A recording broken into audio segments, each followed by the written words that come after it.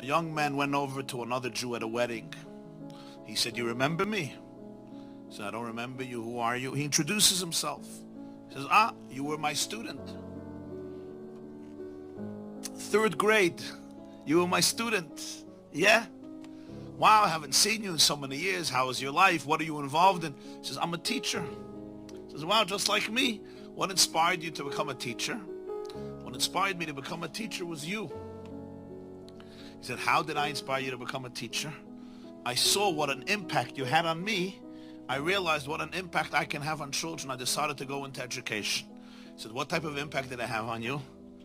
So he said, "I'll remind you, but I'm sure you remember the story. There was one day that one of my friends got himself, his mother or father bought him a beautiful wristwatch, and I dreamt for a watch, and I didn't afford one. So I decided to steal his watch. He had it in his pocket. I took his watch, I stole it. He came into class, he saw somebody stole his watch. He came complaining to the teacher, somebody stole his watch. So he made an announcement. Whoever took this boy's watch, please return it. I was too embarrassed and I didn't want to return it, so I didn't return it. So you locked the door and you said, I'm going to have to line everybody up and empty their pockets in order to get back the watch. And that's what you did. And I thought to myself, this is going to be the most shameful moment of my life.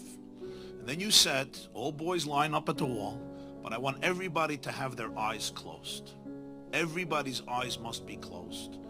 And you went from pocket to pocket, and everybody's eyes were closed. And then you came to my pocket, and you found the watch, and you took it out, and you went through everybody's pockets with everybody's eyes closed. And then you said, okay, everybody can open their eyes. You gave the watch back to its owner, and you never ever said a word to me throughout the entire year. You never mentioned the story. You never mentioned the episode.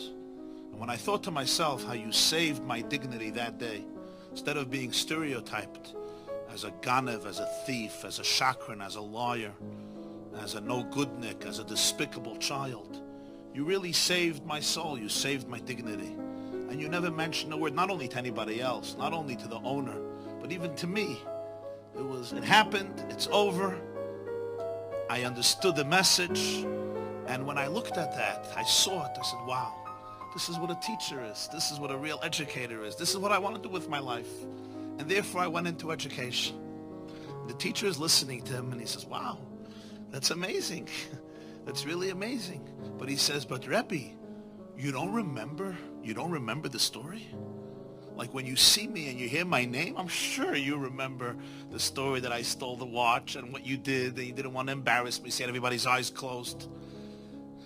And I'm the person, he says, actually, I don't know. I wouldn't know. I wouldn't know the story. He says, why not? Like, it's a pretty dramatic story.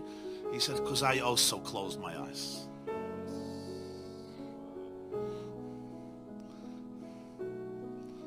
So I want to bless you and bless all of us that we should be able to be such leaders, such teachers, such parents, such educators, such mashpiyim, to be able to be there for people in this way.